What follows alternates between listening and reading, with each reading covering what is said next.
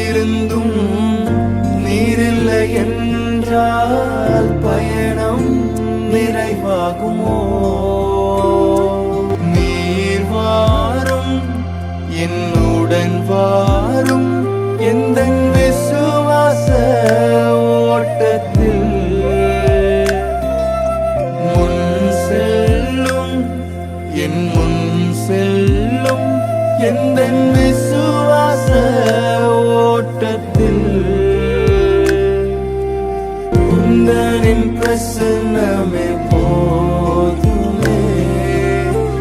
உள்ளமெல்லாம் உம்மை வாஞ்சிக்கிறே.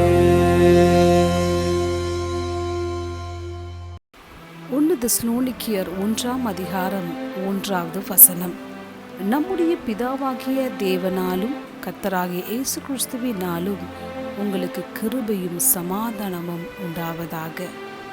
கிறிஸ்துவுக்குள் அன்பானவர்களே, அப்போஸ்தலர் பவுல் தெசலோனிக்கேய சபை மக்களை நோக்கி உங்களுக்கு கிருபையும் சமாதானமும் உண்டாவதாக என்று வாழ்த்துகிறார்.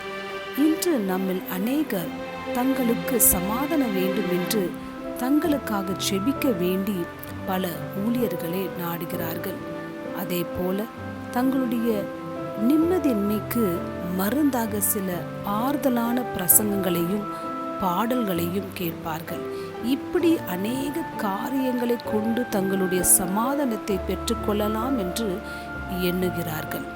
ஆனால் அது அந்த காரியத்திற்கு தீர்வாகாது என்பதை நாம் புரிந்து கொள்ள வேண்டும். எனவே முதலில் நம்முடைய சமாதானமின்மைக்காக அடிப்படை காரணத்தை கண்டறிய வேண்டும். அதை தெரிந்து கொள்ளாமல் எவ்வளவுதான் ஜெபித்தாலும் நிம்மதியை பெற முடியாது. பாவங்கள், தவறுகள், கசப்பான எண்ணங்கள் போன்றவை கூட நம்முடைய சமாதானத்தை கெடுக்க முடியும். அது மாத்திரமல்ல, முக்கியமான தேவனோடு சரியான ஐக்கியமில்லை என்றாலும் நம்மிடத்தில் சமாதானம் இருக்காது.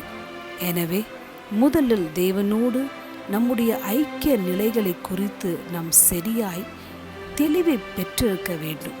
அப்பொழுது நம்முடைய சமாதான இன்மைக்காக தீர்வை பெற முடியும். கர்த்தர் உங்களை ஆசீர்வதிப்பாராக. ஆமென்.